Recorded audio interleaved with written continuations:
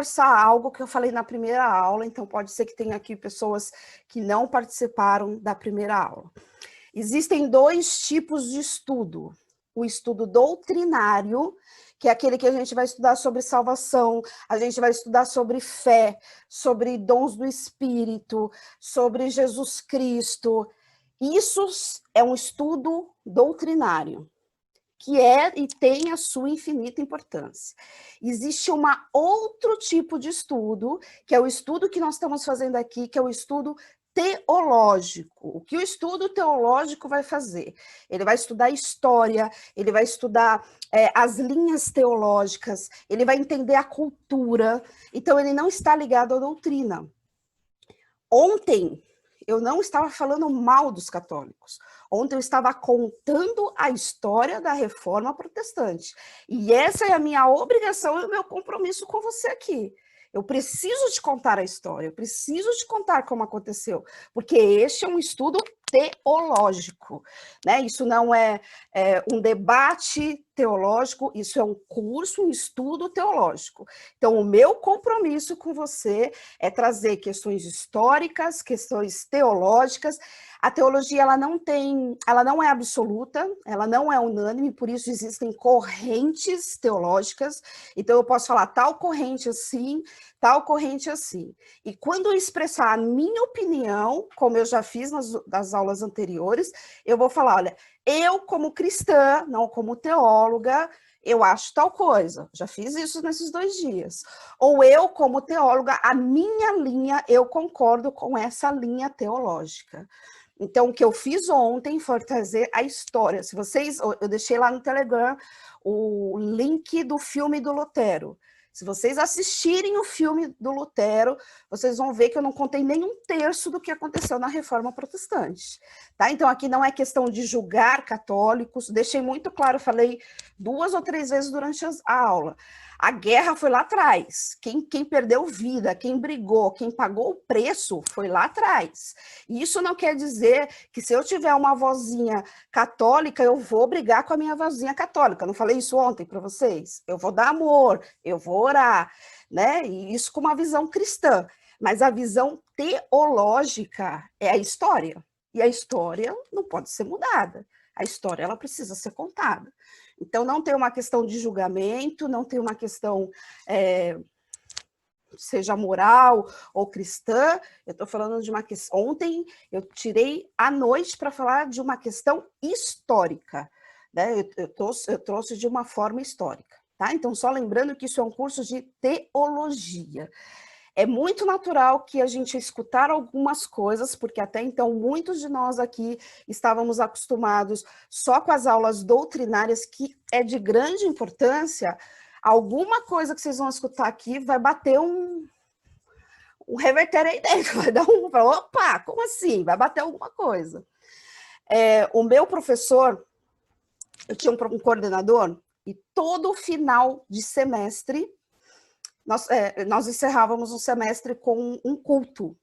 E ele fazia a seguinte pergunta: tem alguém que não sofreu nenhum conflito durante esse semestre? E aí ele esperava alguém levantar a mão e ele falava assim: então a minha sugestão é que você refaça esse semestre. Porque a teologia, ela vem para te confrontar, ela vem para te fazer pensar. Então, pode ser que você vai escutar algumas coisas aqui que você nunca ouviu, que você vai entrar em conflito, como este. A história foi como foi contada, né? E aí a gente não está falando de valores, a gente não está falando de amor, a gente não está falando de nivelar igual, a gente está falando teologicamente da história. Tem uma dica para dar para vocês, como tem bastante gente, e eu sei que tem alguns níveis de... Como eu falei, a gente não calcula por conversão, mas até de conhecimento, acho que essa é a palavra, de conhecimento diferente. Então, eu sei que para muitas pessoas tudo isso é muito novo e está sendo uma feijoada, né? A gente está dando uma feijoada aqui.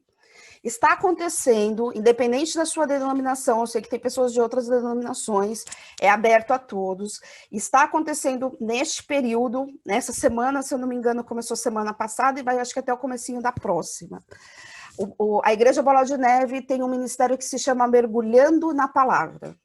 E todos esses dias estão sendo ministradas aulas que é esse estudo doutrinário que eu falei isso para vocês, sobre salvação, sobre fé, sobre perdão.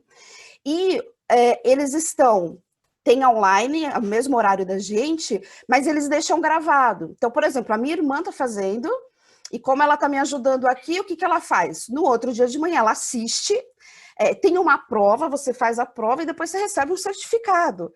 Então, são coisas totalmente diferentes, e eu incentivo, se você nunca fez, a fazer, porque você vai ter questões doutrinárias muito bem explicadas. Eu vou colocar lá no Telegram, provavelmente amanhã cedo, qual é o link, onde eles deixam um arquivo, é tudo no Instagram, tá?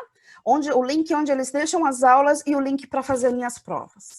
Então, vocês vão fazer 2 cursos aí seguindo, e principalmente para quem ainda não tem essa noção da salvação muito bem definida, quem não tem a noção do perdão, dessas questões doutrinárias, ok? Então, vamos lá. Acho que tudo respondido agora, acho que não esqueci de nada. A equipe vai colocar para vocês os recados, acredito que eles vão pôr aqui no chat, e depois eles vão colocar, se for o caso, a gente também pode pôr no Telegram, alguma coisa assim. Então, vamos lá. Hoje eu vou falar de traduções. Então, a gente já entendeu aí como que a Bíblia, ela foi sendo copiada de tempo em tempos, né? Tirou lá do hebraico, isso já ficou claro para a gente.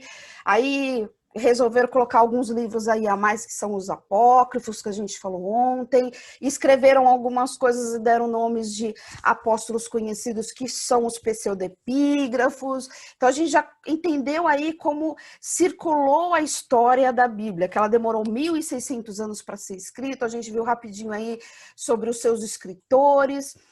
E as traduções, né? E como que chegou essa Bíblia aqui? Como a gente tem essa variedade de Bíblia aí na nossa mão nos dias de hoje? Então, as traduções do Antigo Testamento, como que elas foram feitas, né? Então, foram feitas por cópias, né? Acho que vocês já se acostumaram, que eu estou 3 dias falando isso para ver se vocês realmente, né, quebram, tipo, saiam do choque, né? Então, elas foram feitas através de cópias. Então, o Antigo Testamento é hebraico e pouquíssimos trechos em aramaico, e a gente vai falar depois do aramaico, ó, quase falei em línguas agora, aramaico, mais amanhã, tá? Que vocês vão entender em que período que essa língua fica variável, tá? Mas quando a gente estiver entrando no Antigo Testamento, a gente fala isso. Falei para vocês ontem sobre os maçoras, lembram? Da vocalização, e eu tentei, espero que vocês consigam ver, e eu tentei pôr aqui uma figura para vocês entenderem que a acentuação é essa. Então, o texto massorético, ele foi sinalizado com acentos que no hebraico indicam as vogais, porque o hebraico mesmo, original, só tinha as consoantes. Então, vamos lá. Vocês conseguem ver o cursor? O meu cursor? Consegue ver o meu cursor? Não, né? Sim. Consegue eu mexendo? Então tá, eu e a tecnologia. Isso daqui, você está vendo um cisquinho em cima dessa letra? Essa letra aqui é um sigma, tá? É do alfabeto. Esse cisquinho aqui é um acento massorético, tá? Aqui, ó. Isso daqui é uma letra, é um lamed, e isso daqui é uma acentuação massorética, tá? Isso daqui é uma outra letra, é um het. E isso daqui que tá borradinho, que não dá para ver direito, é uma acentuação massorética. Só para vocês entenderem, isso daqui, ó, esses 2 pinguinhos. Então, tudo isso são vogais que antes, tá vendo aqui? Que antes não existia isso faz parte do lamed. Que isso, que não existia na língua hebraica. Porque para mostrar aqui para vocês, aí que vocês não iam enxergar mesmo, né? Como eu falei, essa é a Septuaginta, tá? Então, todos os textos, eles são tirados desse texto único, que é o texto massorético, né? Como nós falamos ontem, que é esse texto que os maçoras preservaram e conseguiram, através dessa acentuação, colocar as vogais para a gente conseguir transliterar, né? Expliquei um pouquinho antes da transliteração, para a gente conseguir transliterar e assim a gente conseguir fazer a tradução. Foi algo bem demorado, né? Então, a mais usada é essa, que é a Stuttgartensia, tá? Não adianta você correr para comprar, a não ser que você leia hebraico. Na verdade, ela é assim, tá? Toda a língua oriental, ela começa da forma inversa, né? Da esquerda para a direita, não da direita para a esquerda. E aqui também você vai lendo dessa forma, tá? Essa Bíblia não é uma Bíblia que eu uso muito, porque eu não sou fluente em hebraico, né? Falei, hebraico é uma língua morta que você tem que estudar muito. Mas, eu não sei se eu comentei com vocês, a minha professora acho que comentei, a minha professora, que eu indiquei o livro para vocês lá de manuscrito bíblico, ela me convidou, depois que eu fiz o curso, para participar de um grupo de estudos de 10 pessoas. Acho que eu comentei quando eu falei que eu estudei com que no meio fazia um padre, né, que sabia muito. E a maioria deles levavam essa Bíblia e quando a gente fazia a citação, eles liam na Bíblia, no texto da Stuttgartensia, né? Então, para quem é um exegeta, para quem é um biblista, para aquele que gosta da literatura e da ortografia, gosta dessa parte específica, na USP tem um curso de língua hebraica, você pode fazer letras, você faz pela FEFELEX, você faz letras, e aí em vez de ser com ênfase em inglês, espanhol, você pode fazer com ênfase em hebraico. E aí você vai ter essas línguas em hebraico, o hebraico moderno e o hebraico bíblico. Ela foi totalmente baseada no Código de Leningrado, né, que é um texto massorético, que aí foi escrito por um pergaminho. Aí sim a gente imagina, né, aquele rolo de pergaminho de 1008 depois de Cristo, né, a cópia completa mais antiga da Bíblia hebraica do mundo. Vai ter uma outra versão que também os exegetas usam bastante, e que eu não tenho aqui, mas a mais usada mesmo é a Stuttgartensia, tá? Traduções do Novo Testamento. Essa questão, agora quem tá aí com o e-book vai ver a diferença, por isso que eu fico enfatizando tanto para vocês adquirirem o e-book, porque sobre a tradução do Novo Testamento, eu vou citar para vocês, mas eu não quero me aprofundar muito por quê. Vou explicar por quê. Porque o que eu vou falar agora é algo bem acadêmico, é algo que não é todo mundo que tem esse conhecimento, e se eu me aprofundar muito, vocês vão ter muita dúvida, e na verdade o que importa hoje para esse momento é que vocês só entendam que tem 2 tipos de textos que foram baseados para fazer a tradução. Se você, né, Lena, eu cada vez me apaixono mais pela Bíblia, eu quero fazer o grego ou eu quero fazer o hebraico. No caso do Novo Testamento, eu gosto do Novo Testamento, eu quero ir mais fundo, eu quero saber a origem das palavras, eu quero saber a ortografia, eu quero saber a gramática do Novo Testamento. Aí, quando você fizer um curso, que não serei eu que vou dar, porque eu não dou curso de línguas, porque não é uma área que eu sou apaixonada, e eu só dou aula daquilo que eu sou apaixonada, você vai entrar mais a fundo na questão desses 2 textos. Então, hoje, para nós, conhecimento geral, como a gente tem uma amplitude aqui de conhecimentos, eu não quero me aprofundar muito para não confundi-los, tá? Não é que eu estou escondendo o conteúdo, não. É que eu não quero que faça nenhuma confusão aí na cabeça de vocês. Então, só quero que vocês entendam isso. Na tradução do Novo Testamento, foram usados 2 tipos de texto. O texto recebido e o texto crítico. Qual a diferença desses 2 textos? texto recebido, que é o textus receptus. Vamos lá. Então, o texto recebido, ele, por vários séculos, ele foi aceito pelos cristãos, era o primeiro texto do grego no Novo Testamento, era esse texto. Todo mundo trabalhava com esse texto. Inclusive, os reformadores usaram esse texto para poder fazer as suas traduções, inclusive Lutero. Ele foi usado por Almeida, inclusive, na sua tradução, e também na tradução inglesa, na King James, que é a tradução extremamente aceita e reconhecida como uma das melhores traduções do mundo, a King James. Só que aí o que acontece? Eles usaram por muito tempo esse texto e falaram, ok, esse é o nosso texto base, assim como no Antigo Testamento só tem um, o Novo Testamento também só tem um. Só esse texto. Só que aí, como eu falei, teologia não é uma questão exata, sempre tem alguém pensando em se podemos fazer algo melhor. Em 1881, surge um movimento crítico. O que é crítico? Aquele que vem para criticar algo.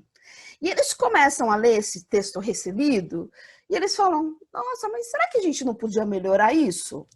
Será que a gente, através, mas não é, eu quero deixar algo muito claro para vocês, apesar de eu estar passando de uma forma superficial, não foi uma coisa tola, feita de qualquer jeito, não. Foi feito com muito estudo, muitos pesquisadores, e eles falaram que através de meios científicos, a gente, de repente, pode chegar muito mais próximo desses textos originais. Em outras palavras, a gente pode melhorar a tradução desses textos originais. Aí você vai me perguntar, já vou antecipar uma pergunta aí. Então, você quer me dizer que o texto crítico, ele muda o texto original? Não, ele não muda. O que o texto crítico ele faz?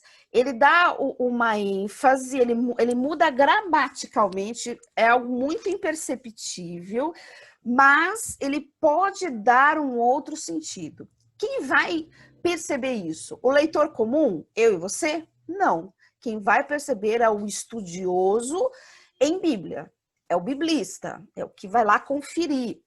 Então, eu vou dar alguns exemplos. Então, mais informações do texto crítico, ele passou por esses processos aí científicos, né? E aí eles chegam numa crítica textual. Então, a crítica não são aqueles que escreveram, a crítica não era questionando se eram inspirados ou não, a crítica é uma crítica ortográfica. Eles acham que dá para melhorar de forma ortográfica. Quem tem um e-book vai ter uma planilha aí para a gente saber dentro das Bíblias brasileiras, aquelas que são texto recebido e texto crítico. Nena, então pelo que você está me dizendo, o bom é o recebido e o crítico não é bom? Não. Tipo, são dois textos bem avaliados, bem conceituados, são linhas de pensamento diferentes. De novo, não muda a essência de nenhuma Bíblia, tá? Mas ela dá uma outra conotação. Eu não tinha printado aqui um exemplo, mas eu vou dar um exemplo de comparação. Quem tem um e-book vai ter algumas comparações, aí, eu acho que 2 folhas de comparações. E eu vou falar só para vocês não se confundirem, ficar claro aí para vocês. O texto recebido em Mateus 27, 35, que vai estar na sua Bíblia se for uma Almeida corrigida fiel, se for uma Almeida revisada, se for uma século 21, ele vai estar escrito da seguinte forma. E havendo-o crucificado, repartiram as suas vestes. Não é esse que eu queria usar, eu quero um mais fácil. Desculpa. Vamos lá, ele fala, Mateus 1, 25. Tem esse exemplo, mas eu quero dar um mais fácil. Esse está na Almeida, corrigida e fiel, da King James, ela vai dizer assim, e não a conheceu até que deu à luz seu filho, o primogênito, e pôs-lhes por nome Jesus. O texto crítico vai dizer o mesmo texto da seguinte forma, Contudo, não a conheceu, enquanto ela não deu à luz um filho, a quem pôs o nome de Jesus. Parece a mesma coisa, não é? Não parece o mesmo texto? Tipo, a única diferença é que um fala de primogênito e o outro fala de filho. Então, o contexto não mudou, tá falando de Maria, né, que ela não concebeu, que ela era imaculada, que ela era virgem, até conceber o primogênito ou até conceber um filho. O que isso vai trazer se você fosse aprofundar na Bíblia? O que é primogênito? É o primeiro filho de muitos. E o que é o filho, né? Um filho é um único filho. Eu não sei se ele vai ter mais ou não. Então, o que o texto recebido ele me diz? Que Jesus foi o primogênito. E aí muitos estudiosos vão entender, e para a gente, nós cristãos protestantes, não tem problema nenhum, de que Jesus teve mais irmãos, né? Só que a linha católica, lembrando, a linha católica, a corrente teológica católica, diz que não, que Maria só teve Jesus. E aí, qual é a diferença teológica desses dois textos? Porque para nós tudo bem Jesus ter tido mais irmãos, não tem problema nenhum, né? Nós acreditamos que Tiago tenha sido irmão de Jesus. Então tá tudo ok, mas para a teologia católica, essa virgindade de Maria, né, ela ser imaculada, ela foi a vida inteira. Então, vamos pensar, José, né? Isso a gente tem unanimidade. Então, o Espírito Santo visita Maria, ela começa a gerar Jesus, ela conta, né? A gente sabe a história, o anjo vai, ele quer fugir. Por que ele quer fugir? Porque se ele ficasse culturalmente, Maria ia ser apedrejada. Então, e quem tinha que fazer essa reivindicação era o noivo, tá?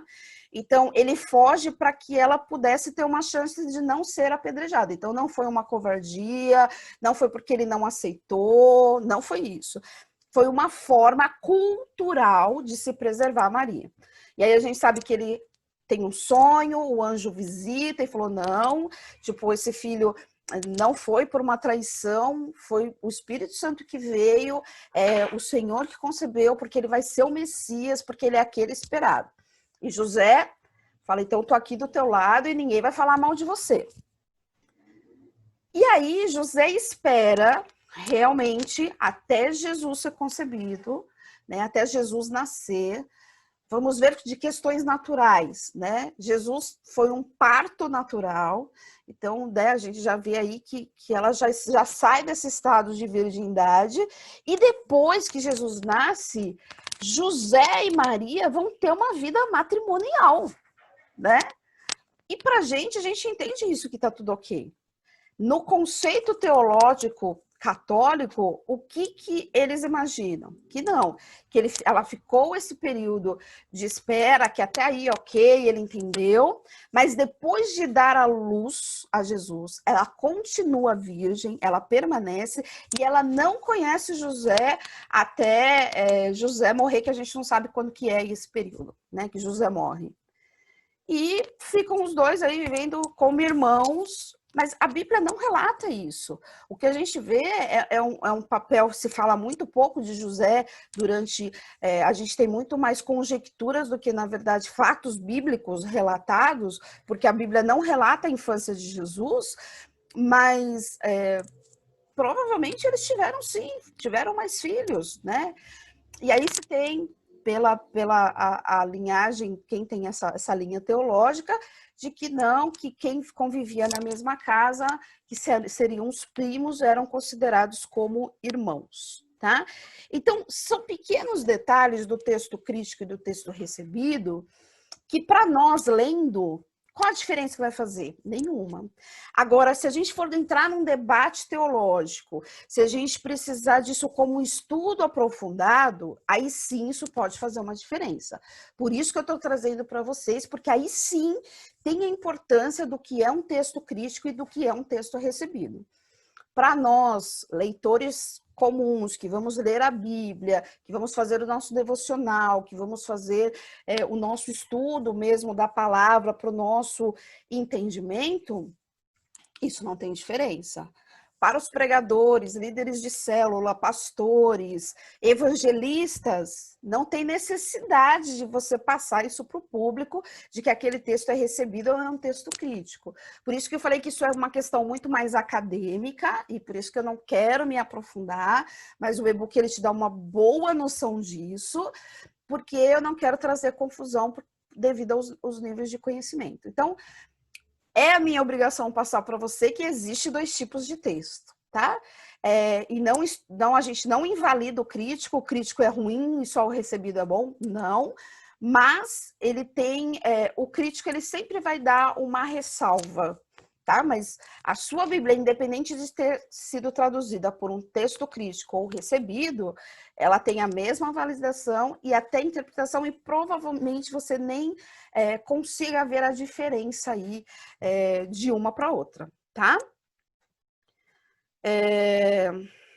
Dúvidas no final? Deixa eu ver se a caixa de spam está enchendo muito. Tentei não complicar, espero simplificar, espero ter conseguido. E aí a gente tem a tradução, e aí como começa a tradução? Ok, então ficou claro que começam a traduzir aí, primeiro lá para o latim, né, como a gente viu ontem, que aí essa língua já começa a mudar e não ser mais o grego, mas a língua dominante começa a ser o latim, começam a usar a Vulgata, mas as coisas ficam muito ali entre eles, assim. A primeira tradução começa a partir da Europa, né, os europeus começam a receber essa tradução,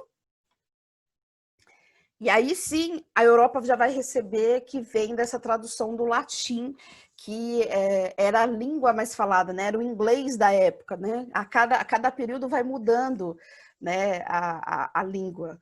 Né? Dizem, né, que a próxima língua nossa será o mandarim. Quem não souber falar mandarim não vai se achar.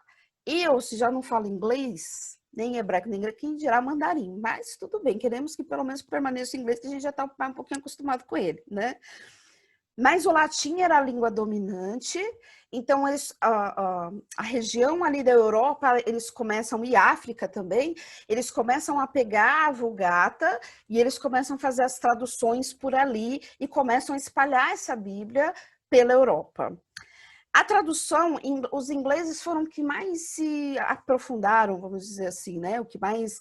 Por quê? Foram que mais se aprofundaram, porque tinha muito a ver também. Lembra que eu falei que igreja e Estado, elas eram muito unificadas, era praticamente a mesma coisa? Então, dependia muito se o rei apoiasse isso, porque não era interessante para a igreja que a Bíblia ficava nas mãos das pessoas comuns. Então, a Bíblia só pertencia ao clero.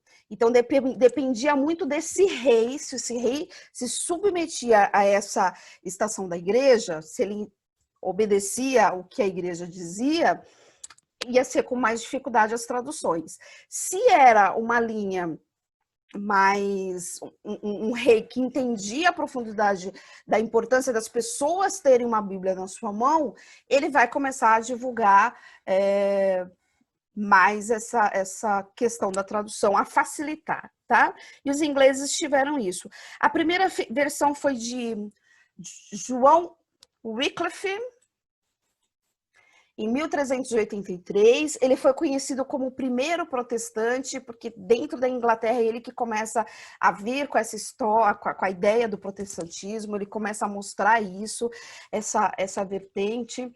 Ele deu aos ingleses a sua versão no seu próprio idioma, né?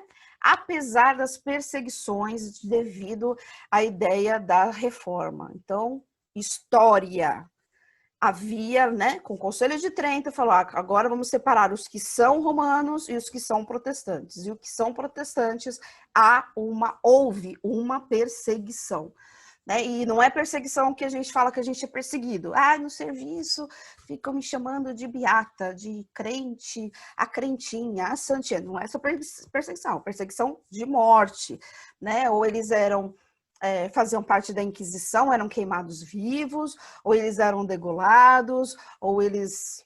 Tinha muita barbárie aí, mas eu não vou falar para vocês não ficarem mais assustados. Em 1537, tem uma versão aí de William Tyndale, e aí vem algumas traduções a mais. Tem uma versão autorizada, e se tem aí mais umas 2 ou 3 versões aí bem importantes, e também tem a versão King James, que é uma versão de uma das mais aceitas, que foi o rei James, né, que consentiu e que falou, olha, eu quero que faça uma tradução na nossa língua, e aí, em homenagem a isso, colocaram essa tradução com o nome do rei, então, ao rei James, né, King James. Não sei se vocês já assistiram o livro de Eli, é um filme bem antigo também, mas que ele é bem... Tem uma parte do filme que isso fica muito claro, assim, tipo, é essa Bíblia, né, essa versão que nós vamos usar. Ok, e aí a tradução chega quando no Brasil? Então, a tradução chega aí, no Brasil não, ela chega né, em português, né, chega para a língua portuguesa, aí já o português de Portugal, né, em 1495. Aí, a gente tem uma historiadora aí no meio, né, que depois ela quiser acrescentar algo, que ela gosta muito dessas histórias, né? Então, a dona Leonor, que era esposa do Dom João II, ela faz questão e ela pede para que sejam publicadas traduções da vida de Cristo. Então, foram traduzidas algumas partes só nesse momento, né? Então, foi traduzido o Evangelho de Mateus e foi traduzido lá em 1506, Atos dos Apóstolos, Tiago, João e Judas. Então, aí em 1500, lá em Portugal, né, que a gente está começando a ser descoberto aqui, lá em Portugal, eles começam a ter porções da Bíblia na língua portuguesa, tá? Ele começa a poder degustar um pouquinho, né, porções, porque para fazer uma tradução, gente, é algo muito difícil. Quem tem aí um conhecimento um pouco mais profundo, por exemplo, do inglês, sabe o quanto... Eu tenho uma amiga que ela é fluente em inglês, ela é professora de inglês, e ela fala que para traduzir... eu perguntei a hipótese dela, se tinha condição dela traduzir um livro para mim.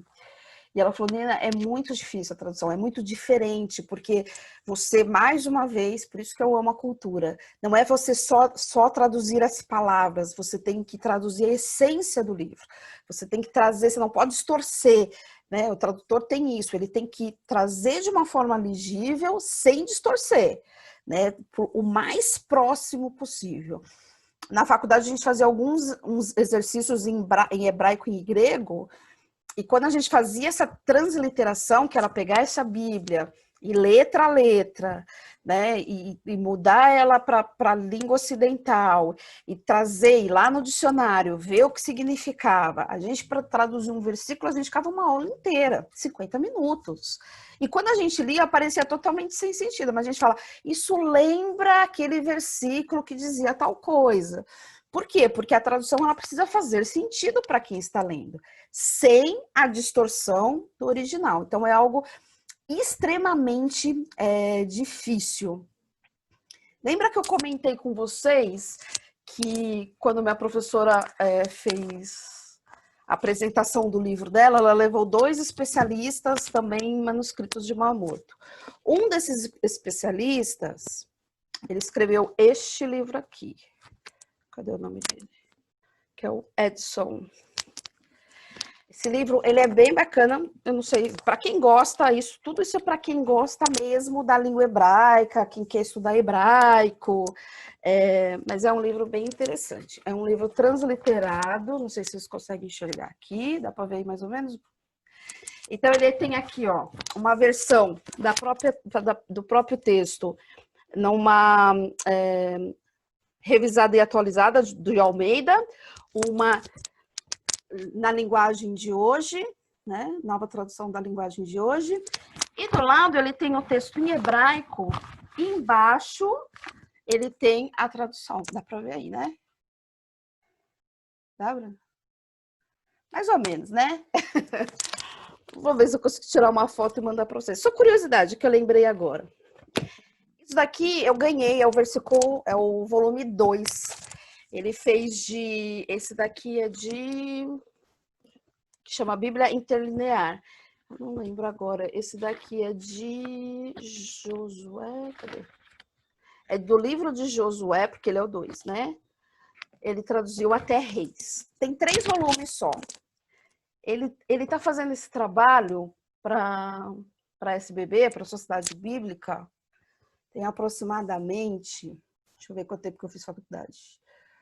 Tem aí, brincando, uns 12 anos. E aí, né, eu muito curiosa, já que estava na frente do homem, né? Falei assim, qual a sua intenção? É de traduzir, porque é maravilhoso esse livro. É de fazer a interlinear de todo o Antigo Testamento. Ele falou, olha, a SBB me pediu, ele é contratado pela SBB para fazer esse trabalho. Ele falou, tá saindo o 3º volume, tô finalizando, vou finalizar o Antigo Testamento e eles estão procurando o novo. Eu já falei que eu não vou fazer não, porque senão eu vou ficar a minha vida inteira para fazer isso, porque é extremamente trabalhoso. Um trabalho de tradução bíblica não é brincadeira. Isso é mais uma curiosidade, tá? Para vocês terem uma ideia. E aí chega o famoso João Ferreira de Almeida nas nossas vidas. E a primeira Bíblia impressa no Brasil foi em 1951, que é a edição revista e corrigida. Em 58 chega a atualizada, né? E a Sociedade Bíblica do Brasil, ela tem uma divulgação assim tremenda. Mas, Nena, por que tem a revisão, tem a fiel, revista e corrigida, revista e atualizada? Então, primeiro, porque eram textos do português de Portugal, então já fica mais difícil. Aí as traduções começam a trazer para o português, né, do Brasil. Mas se você pegar as primeiras de Almeida, você vai ver muito, porque vós vos concedeis, né? É uma linguagem mais rebuscada, assim, né? Mais da origem, muito mais próxima da origem portuguesa. E aí eles começam a atualizar, e falam, tipo, vamos trazer isso, né, mais para a característica brasileira, mais para a característica que o povo consegue entender e compreender melhor. Hoje nós temos assim uma variedade gigantesca eu já estou sendo exagerada, mas uma variedade muito grande de traduções. E eu sou muito adepta, eu acho que a tradução, ela te dá, para o estudo principalmente, ela te dá uma visão melhor. Por exemplo, quem for fazer uma palavra, a minha sugestão é o que eu faço, né? Só uma sugestão. Eu tenho no meu celular a YouVersion, né? A Bible Holy YouVersion, que você coloca lá o versículo e ela te dá todas as traduções. Então, você não precisa ter uma Bíblia física com todas as traduções, com todas as traduções. Então, ali, às vezes, Deus está te ministrando com uma mensagem específica, falando de algo específico. Você já faz uma ligação. Quando você faz uma pregação, só abrindo parênteses, a gente tem que balancear, tá? 50% tem que ser conhecimento, estudo, e 50% tem que ser revelação do Senhor, tem que ser inspiração. Se a gente trouxer uma palavra só de inspiração, a gente pode correr o grande erro de estar falando coisas que não estão fundamentadas na Bíblia. E se a gente trazer só conhecimento com uma boa exegese, que é essa busca das palavras no seu original, uma boa hermenêutica, que é quando você interpreta o texto, você pergunta para o texto para quem que ele está escrevendo, mas quem é esse povo, qual a cultura desse povo, você consegue estruturar uma boa palavra, ela se torna uma palavra técnica. Costumo dar um exemplo para vocês entenderem isso. Sabe quando você... Quem nunca, né? Provavelmente alguém já passou por isso. Você não pode ir no culto, você não pegou a palavra.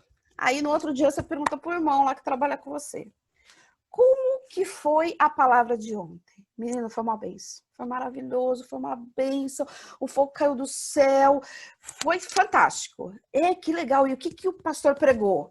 Eu não lembro não, mas foi benção. Foi bom demais. Nossa, nem consegui dormir direito. Tá, mas pelo menos o tema. Qual foi o tema que ele deu? Qual era o assunto? Eu não lembro não, mas foi benção. Foi muito benção. É porque essa palavra tinha muita emoção aí, mas a mensagem ela não fixou. Ou ao contrário, né? Então, o que, que o pastor pregou? Ai, nossa, foi lindo. Chorei, foi lindo, foi emocionante. Mas qual foi a mensagem? Eu não lembro, mas que ele falou bonito, ele falou bonito. Ele trouxe uma mensagem muito bonita. Então, teve muito conhecimento, mas a palavra que penetra é aquela que a pessoa consegue decifrar de uma única forma. A gente tem uma aula que se chama homilética, que é a preparação do sermão, e a gente consegue trabalhar e equilibrar isso para trazer uma mensagem que isso possa ficar de uma forma coerente, que as pessoas possam entender, que as pessoas possam aplicar na sua vida, e é óbvio sempre que a presença do Espírito Santo esteja ali e que traga transformação para as pessoas, tá? Então a gente tem que ter um equilíbrio. A gente não pode ser só conhecimento e a gente não pode ser só emoção. Tá? A gente precisa se equilibrar. Então, para os estudiosos aí de plantão, para quem gosta, eu costumo fazer isso. Eu jogo o versículo e busco todas as versões, porque às vezes na versão, uma palavra, às vezes ela muda todo um contexto. Eu tenho... Deixa eu ver aqui, se eu não vou me prolongar muito. Eu sou, né, contadora de história, então é complicado, né?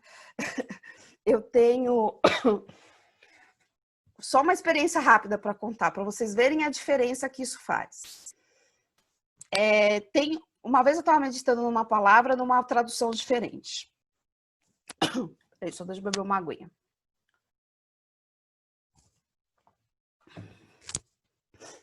Que é Jeremias 33:3, né? Clame a mim, e anunciar-te-irei, e te mostrarei grandes coisas e ocultas que não sabeis. A maioria sabe esse versículo de cor. E eu fui ler essa tradução, que era a Bíblia que eu tinha em mãos quando eu estava fazendo meu devocional, na tradução do século 21. E a tradução do século 21 vai dizer o seguinte: clama a mim, anunciar-te-ei e declararei coisas grandes e inacessíveis que não conheceis. Disso, só por essa palavra, deixar de ser oculta, e eu leio inacessível, ela gerou uma pregação. Aí agora eu vou fazer um merchan aqui. Você quer saber a diferença? Vai lá no meu canal, que tem a palavra que se chama a senha, porque senão a gente vai passar muito do tempo aqui. No YouTube, procura lá a senha e vocês vão ver a diferença. Deu uma pregação. Eu comecei a meditar naquilo, aquilo deu uma pregação. A diferença de usar a palavra inacessível, de não ser oculta e ser inacessível. Então, a tradução ela é muito importante. As traduções, às vezes, uma palavra que não muda o sentido, mas ela te dá um novo olhar para aquele versículo. Então, as traduções são essenciais para nós. Vou falar aí rapidinho sobre a divisão da Bíblia. A gente vai entrar aí na hora mais uns 10 minutinhos, tudo bem? Deixa eu ver o rostinho de todo mundo. Tudo bem? A gente entrar mais uns 10, 15 minutos? Então tá bom. Estou aproveitando o meu extra, hein? Ainda não passei do meu extra lá, dos 30 extra. Então vamos lá. A divisão da Bíblia, né? Então, é um pouquinho do que a gente falou aí, lá em cima lá no começo. Então, são 63 livros, divididos 39 do Antigo, 27 no Novo. Eu vou falar algo, isso é bem importante para vocês entenderem a aula de amanhã e de sexta. O livro, a Bíblia, ela não está em ordem cronológica. Por isso que a gente vai começar a falar hoje e vai entender, a gente vai estudar a estrutura. Ela tá alinhada, ela foi acoplada de uma forma histórica para fazer sentido. Se a gente fosse ver de uma ordem cronológica de quando foram escritos livros, ela não ia fazer muito sentido para a gente hoje. Existe uma Bíblia chamada Bíblia Cronológica, não vou pegar, catar lá em cima, amanhã eu mostro, que chama Bíblia, tá bom, vai, vou pegar, que chama Bíblia Cronológica, já falei no Instagram, ixi, peraí.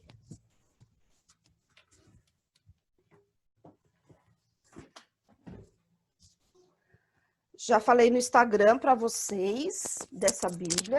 Então, só para vocês entenderem, ó, a Bíblia Cronológica. Dá uma olhadinha lá no Instagram, na dica da Bíblia, eu mostro essa Bíblia para vocês. Só para vocês terem uma ideia, tá? Por que é difícil da gente ler essa Bíblia logo de cara? Primeiro capítulo, você vai ler João 1. No princípio era aquele que é a palavra, ele estava com Deus, ele era Deus, ele estava com Deus no princípio. A criação, ele vai pular para o Salmo 90. Por quê? Jesus, como trindade, né, ele estava na criação, né? Ele era trindade. Então, ele começa com essa citação para mostrar, olha, Jesus estava lá. Então, para você ler uma Bíblia cronológica, qual a minha sugestão? Que você já saiba manusear muito bem a Bíblia na ordem que ela foi escrita. Porque aí é mais uma questão de curiosidade e quando você lê, você vai falar, então, cronologicamente, a ideia é essa. Se for a sua primeira leitura, não recomendo. Se for a sua segunda ou terceira, vale pensar aí, tá? Mas vale analisar aí um pouquinho. Ok?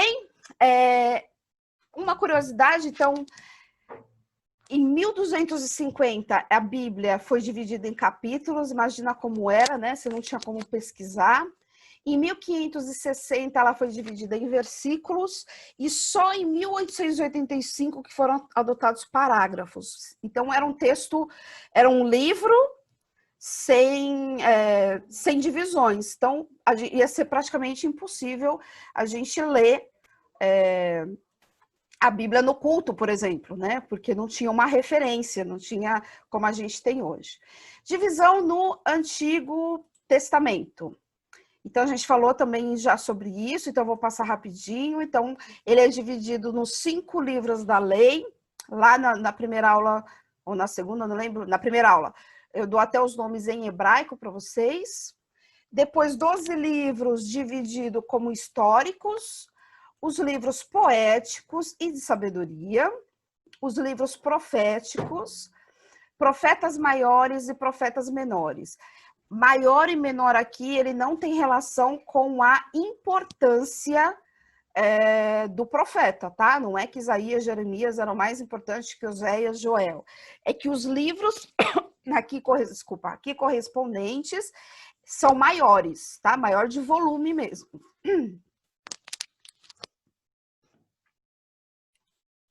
Divisão no Novo Testamento. Então, aí ele foi escrito lá no grego koiné, né? E foi dividido. O grego koiné também é uma língua morta, não existe mais.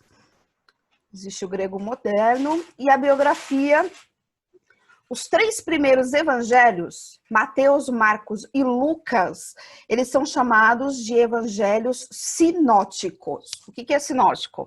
Parecidos, similares. Se já não aconteceu isso com você, você lê um texto, aí você fala, nossa, mas parece que eu já li isso, né? Principalmente quando você está lendo a Bíblia pela primeira vez. Você vai lá no outro texto, tem aquela história contada de uma forma diferente, né? Ou de uma forma extremamente parecida. Por quê? Porque aí são 3 evangelistas, né, contando a história do ponto de vista deles. Então, se existe, né, passa aí eu e mais 2 pessoas pelo mesmo fato, e a gente vai contar essa história para as outras pessoas, cada um tem o seu ponto de vista, aquilo que impressionou mais. Então, os textos são muito parecidos, mas um ou outro vai ter uma diferenciação.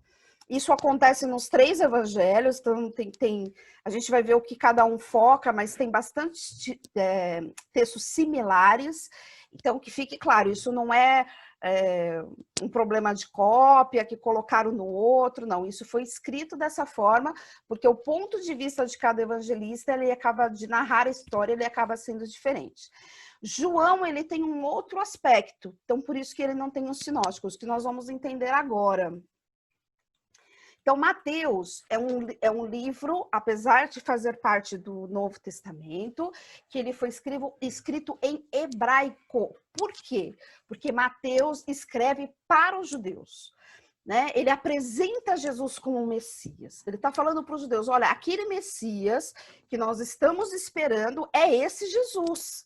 Então, ele escreve já na língua deles, né, para que eles possam entender.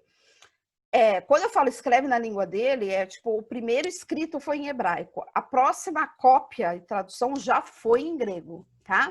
Porque as pessoas da época, né? E aí também não vamos pensar, né, que Jesus estava lá pregando e que os discípulos lá começavam a tomar nota, né? Como vocês estão fazendo agora, eu falando e tomando nota. Isso era contado depois, né? Os primeiros escritos começam a aparecer por volta de 70 anos depois de Cristo. Então, tem um período bem longo por aí, tá? Então, Marcos, ele escreve para os romanos. Por que tão diferenciado? Porque era a população que eles estavam ali, eles precisavam falar a língua daquele povo, eles precisavam entender culturalmente como aquele povo entendia para passar a mensagem da melhor forma possível para que fosse compreensível para eles. Então, os judeus, eles faziam o quê? Esperavam o Messias. Então, Mateus apresenta na língua deles e fala, este é o Messias. E começa a fazer algumas até comparações com isso. Marcos, ele vai escrever para quem? Para os romanos da época, né? A gente vai ver depois, eles estavam exatamente no Império Romano, num contexto romano, né? Roma tinha um domínio total sobre Israel, sobre Jerusalém, toda aquela região. Então ele começa a apresentar aqueles feitos de Jesus como que? Como um rei vitorioso e vencedor. Por quê? Qual é a essência cultural do romano e de Roma? Guerra, não é assim que a gente pensa? As vestes romanas, né? Quando você pensa em Roma, você já imagina o Coliseu, que é uma outra história, né? Já é da história da igreja primitiva, mas era um povo guerreiro, era um povo que ia para a guerra, era um povo que tinha estratégias de guerra. Então, Marcos apresenta Jesus, olha, eu conheço o melhor guerreiro, o melhor rei, o melhor vencedor que existe, que é Jesus Cristo. Lucas, ele vai falar para os gregos, como eram os gregos naquela época. Era uma estrutura, os gregos são eles eram extremamente conhecidos pela sua sabedoria, eles trouxeram muitos ensinos, né? A filosofia vem de uma cultura grega, eles eram muito pensadores, né? Politeístas. Então, Lucas apresenta Jesus o quê? Como o filho do homem. Né? Jesus é aquele que o próprio Deus enviou o seu filho. Então, ele dá essa conotação, né, para esse povo entender. Então, para a gente, tudo isso que eu estou falando, para a gente, de repente, não fica tão explícito quando a gente lê os evangelhos, porque não é a nossa cultura. Mas para cada um desses povos fazia muita diferença da forma que era escrito e para quem era escrito. João, por isso que João não é sinótico, né? Porque a gente está falando aqui, deixa eu posicionar aqui de novo, olha, Mateus, Marcos e Lucas, ele está falando para pessoas específicas, para judeus, para romanos e para gregos. Ele fala para essas pessoas específicas, dentro do que eles já estavam acostumados culturalmente, para que isso ficasse mais fácil deles entenderem. E João, ele se destina à igreja como um todo. E como igreja, ele apresenta o quê? O Filho de Deus. Né? Aquele que se tornou verbo, aquele que se tornou carne, aquele que é a palavra, aquele que está no nosso meio. É assim que João apresenta Jesus. Os livros históricos do Novo Testamento são os Atos dos Apóstolos, né? Já vi algum pastor falando, podia ser o Ato do Espírito Santo, né? Porque a gente é um livro fascinante, né? De tudo que o Espírito Santo age através da vida daqueles homens. Se você pega o próprio Pedro, né, e analisa ele antes de Pentecostes e depois de Pentecostes, né? Então, é a própria igreja, a formação da igreja, a formação da igreja primitiva, né? É a ação do Espírito Santo. Era um momento de muita transformação, né? De muita vivência. O Atos dos Apóstolos é um livro que eu posso ler, acho que 200 vezes, que eu me empolgo. Eu falo, uau, mas que demais, né? Mas que fantástico são cada passagens que ele tem. As epístolas são ao todo 21, e aí elas vão de Romanos a Judas, e aí elas têm o quê? Doutrinas da igreja. O que a gente precisa entender dessas cartas, né? São cartas, na verdade. E aí eu brinco que surgiram essas cartas porque Paulo não tinha WhatsApp, né? Mas era mais ou menos isso, né? Então, quem tinham as igrejas aí locais, e Paulo que ia lá, que implantava essa igreja, ou às vezes que a distância direcionava, chegava alguém e falava, ih, a igreja lá, ó, tá pegando umas influências meio estranhas aí, o povo tá com os costumes meio esquisitos aí. Aí ele falava, então deixa eu escrever uma cartinha para eles. E aí ele escrevia essa carta, né? Se fosse hoje, ele passava um WhatsApp, fazia uma ligação por vídeo, falava, o que tá acontecendo? Vocês estão perdidos aí? O que tá acontecendo? Então, essas cartas, elas são doutrinárias, né? Essas cartas são maravilhosas da gente analisar, porque a gente começa a entender que a igreja, ela começa com o distanciamento de Paulo, ele ia lá, implantava, eles se convertiam, amém, mas aí começa a ter muita influência cultural, começa a ter muita influência de seita, e eles começam a ficar meio perdidos. Era o começo da igreja. Então, sempre Paulo vem com essas cartas para alinhar. Então, essas cartas são muito riquíssimas. Estou falando de Paulo, mas não só Paulo, né? Mas elas são muito riquíssimas porque a gente vê um alinhamento. E se você faz um estudo, e eu vou fazer um curso de panorama bíblico só do Antigo Testamento, vai ser o próximo curso que eu vou fazer, vou dar as informações até sexta-feira, e depois do panorama bíblico do Antigo Testamento, 5 dias de Antigo Testamento, eu vou fazer um curso de panorama bíblico do Novo Testamento, que aí a gente tem tempo para ver essas coisas, tipo, para quem Paulo estava falando, por que estava sendo influenciado, mas por que ele tinha que dar essa doutrina, o que influenciava, né? Então é extremamente rico de você entender isso. Tem as cartas individuais, que são 4, né? Que é 1 Timóteo, 2 Timóteo, Tito e Filemon. Apesar de serem cartas destinadas a pessoas, também tem uma questão doutrinária e por isso muito aplicável até hoje para nós. A carta coletiva, que é dirigida aos hebreus, né? Cristãos, que é a carta de Hebreus, que não entra na coletânea de Paulo, como eu já expliquei, porque não se tem uma unanimidade, pelo contrário, se os estudiosos acreditam que não é um texto de Paulo, alguns até suspeitam que poderia ser um texto de Apolo, mas, segundo quando eu falo tradição, é tudo extra-bíblico, tá? São estudiosos que vão cavando, vendo a história, vendo o que acha, e aí existem os extras bíblicos. Então, segundo a tradição, Apolo, ele tinha uma oratória maravilhosa, mas ele não era muito bom de escrita. E Paulo tinha uma escrita maravilhosa, que a gente tem acesso a essa, mas Apolo era melhor de oratória do que Paulo. E aí, porque baseado em que eles acham isso? Quando o apóstolo Paulo, em uma de suas cartas, fala, mas que história é essa? Que uns ficam falando que um é de Apolo, o outro é de Paulo, né? Nós somos a de Cristo, né? Um vai, um rega, um semeia, um planta, um semeia, o outro rega, mas quem dá o crescimento? Quem que está por trás de tudo isso? Quem é que faz realmente acontecer? Jesus. Então vamos parar com essa palhaçada aí, né? Isso na versão Nena, né? Linguagem Nena, que ele não fala assim. Igual aqueles memes, né? De como Paulo falaria hoje, né? Então, se diz a tradição que provavelmente tenha sido por isso, mas não se tem nenhum escrito comprovado de Apolo, então não pode saber se era ele, né? A gente não sabe como ele pregava, e no entanto, Paulo, aí a gente tem todas as cartas. Dirigidos a todos sem extinção, então a gente tem aí Tiago, 1º e 2º Pedro, 1º e 2º João e 3º João e Judas. E de profecia, que é a revelação que trata da volta de Cristo e das coisas sobre este evento. Uma coisa importante que eu acho importante é como você anotar e ler corretamente uma referência bíblica, tá? Então, essa referência, ela é praticamente mundial, acho que ela é mundial, foi determinada, né? Foi chegado a um acordo para que cada um, independente da sua língua, conseguisse ler, né? Então, como que eu vou abreviar isso? Então, geralmente é usado por ponto ou ponto e vírgula, a gente vai ver aqui. Eu trouxe um exemplo, tá? Efésios 6:10. Então, a gente...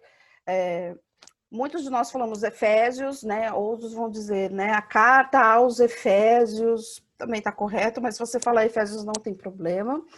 Eu acho que a fala ela é mais fácil de você achar, mas eu acho que a escrita ela é mais complicada, a gente tem que se atentar mais. Aqui, geralmente, a expressão que eu uso, 2 pontos, tá? Então, capítulo, 2 pontos, versículo.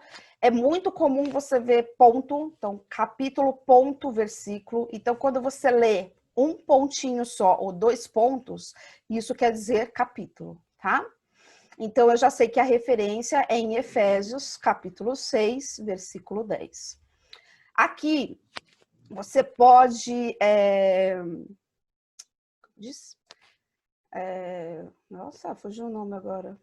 Abreviar, voltou.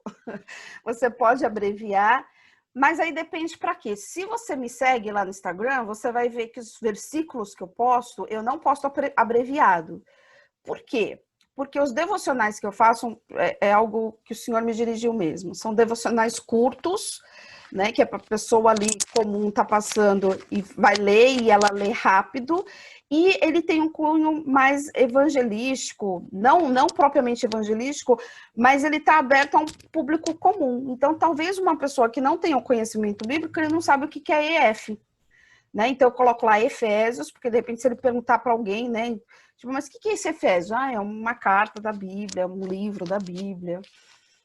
Mas você pode abreviar, mas também tem a forma certa de abreviação, tá? Não dá para você pôr qualquer coisa, inventar qualquer coisa.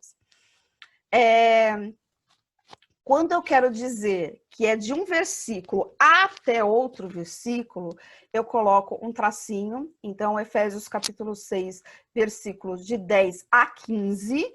Então, eu vou ler do versículo 10 até o versículo 15. Quando eu coloco vírgula, eu só vou ler o primeiro versículo, que aqui no caso é 10, e o segundo, que é 15. Se eu separar o capítulo por ponto e vírgula, eu estou dizendo que são 2 capítulos. Então, eu vou ler Efésios 5 e 6. Nena, por que você não põe 6 e 7? Porque não tem Efésios 7, tá, gente? Então, 5 e 6, tá bom? E Efésios 6.11, então, capítulo 6, versículo 11, mas eu quero enfatizar só a primeira parte, então eu coloco 11a. Por que você não colocou 10, Nina? Porque ele não faz sentido, porque ele tem que ser separado. Deixa eu ver se eu acho aqui rapidinho, que eu não separei. Senão, ele não faz sentido, tá? Então, ele precisa estar separado por vírgula para você saber que é a parte inicial do versículo. Depois você procura lá, tá? Para a gente não se estender muito. Ferramentas adicionais. Acho que eu vou parando por aqui. Ferramentas adicionais. Nena, quais são os livros inspirados? A Bíblia Sagrada, a sua Bíblia que você tem aí na sua casa, que você tem no seu celular, a Bíblia Protestante, 39 capítulos no Antigo Testamento, 27 no Novo Testamento. Este é o seu livro inspirado. Mas eu posso buscar, né, como o Wilson perguntou e eu respondi logo no começo, foi a dúvida de ontem, eu posso buscar outras ferramentas para entender melhor a Bíblia? Você não só pode, como você deve. Isso vai te trazer uma amplitude, isso vai te trazer um conhecimento muito maior. Então, que ferramentas adicionais são essas? Uma Bíblia de estudo. Qual a diferença? Vou falar rapidinho das Bíblias de estudo. Existem dois tipos de Bíblias de estudo. Existe uma Bíblia devocional, eu nem direi devocional, uma Bíblia pessoal, devocional ou pessoal, que é a Bíblia da mulher que ora, é a Bíblia do homem cristão, que vão te dar estudos de caráter pessoal, né? Então, você está começando, você não sabe por onde você começa a ler, então eu vou ler a Bíblia, e aí, acho que Joyce Meyer é assim, então, são Bíblias, os mesmos versículos iguais, e o que diferencia, que estudo é esse? É uma nota de rodapé que o autor tirou dos estudos dele. Então, aquilo não é inspirado, mas ele serve para te ajudar.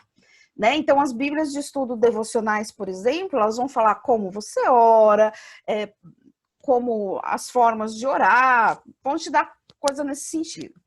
A Bíblia de estudo, para te ampliar, ela vai te trazer algumas coisas mais consistentes. Aí a gente tem Bíblia palavra-chave, a gente tem a Bíblia arqueológica, a gente tem a Bíblia Shed, pentecostal. Eu também falo isso no meu canal do Instagram. Toda segunda-feira eu deixo uma dica de uma Bíblia, explico um pouco a diferença daquela Bíblia de estudo e depois, no final do dia, eu falo sobre um livro. Então, sempre, geralmente, eu só não fiz essa segunda porque eu estava focada no curso, eu faço um videozinho explicando e mostrando como é essa Bíblia, tá? Comentário bíblico. O que é um comentário bíblico, Nena? Eu tenho alguns aqui, vou mostrar para você. Você viu que quem gosta de estudar tem que ter uma boa biblioteca, né? Tem que ter uma boa prateleira, assim, porque você tem muitos livros. Isso é um comentário bíblico da NVI, então você precisa ter uma tradução na NVI, porque foi o texto base que eles acharam, tá? Então, sei lá, por exemplo, vamos pegar aqui Provérbios. Não sei se vai dar para vocês verem. Provérbios 13, dá para ver aí, mais ou menos? Tem aí uma explicação, um estudo que o autor, não foi qualquer autor, aliás, que fez que o autor faz aqui sobre este versículo. Esse é do F.F. Bruce, tá? Se você não sabe quem foi F.F. Bruce, corre lá no Instagram e dá uma olhada. Eu não estou fazendo só merchan, não, viu, gente? É porque os estudos eu coloco lá. Se você seguir, você vai aprender algumas coisas. De sexta-feira, eu falo sempre sobre um pensador, sobre um teólogo, sobre um filósofo que trouxe algum pensamento cristão importante, e tem um que eu falo lá do F.F. Bruce, tá? Então, esses são os comentários bíblicos. Dicionários bíblicos. Então, tem palavras que você não vai entender. Tenho alguns aqui, não vou mostrar por causa do tempo. Também dou dicas de dicionários lá bíblicos, do que fala, do que enfatiza. Enciclopédias, você tem enciclopédias maravilhosas, assim,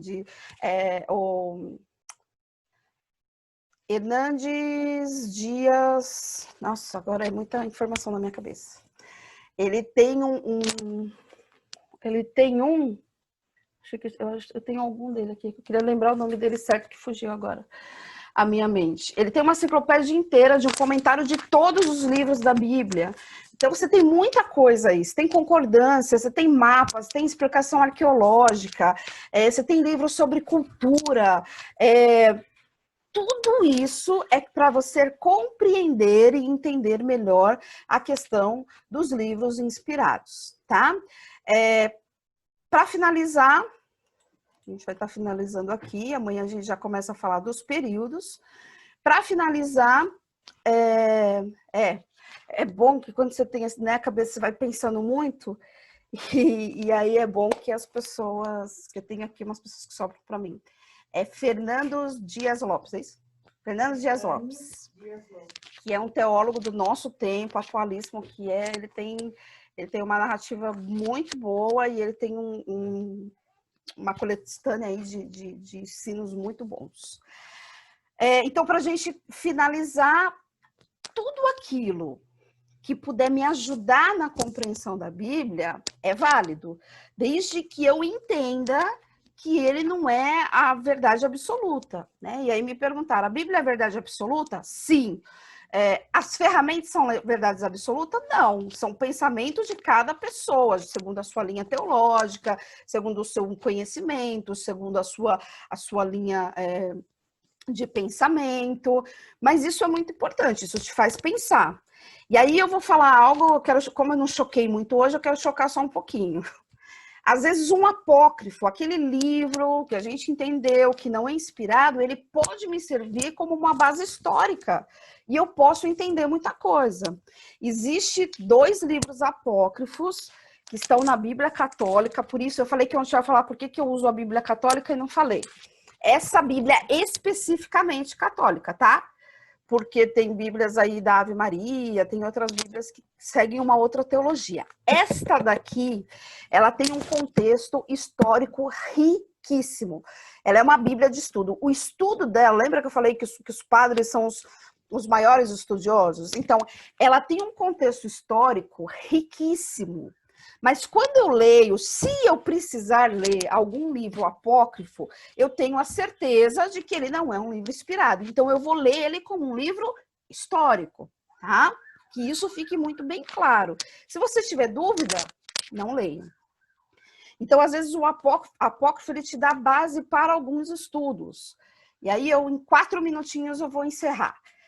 Eu fiz o meu TCC foi um TCC de um tema pouquíssimo explorado, que chama, o nome do meu TCC é A Adoção de Efraim e Manassés, os filhos de... hoje tá difícil, os filhos de José. Vai dando nós, vai abrindo as caixas, informação, os filhos primogênitos de José. E uma base que eu tive, para quem já tem faculdade aí, já fez TCC, sabe do que eu estou falando. Quando você faz uma proposta de TCC, você precisa fazer uma pergunta e trabalhar em cima daquela pergunta. E aí a minha pergunta era o que fez o homem, o mais importante homem do Egito, depois de Faraó, que entendia muito bem a cultura hebraica e a importância da primogenitura e entregar os seus filhos primogênitos para o seu pai, que estava como moribundo. E na minha cabeça era a questão politeísta, porque ele foi casado com a mulher que foi dada a ele, era filha de um sacerdote que tinha um panteão de deuses. Eu falei, já sei, só que aí então é por uma questão teológica, por uma questão de divindade. Vamos pesquisar, né? A gente precisa trazer as bases concretas.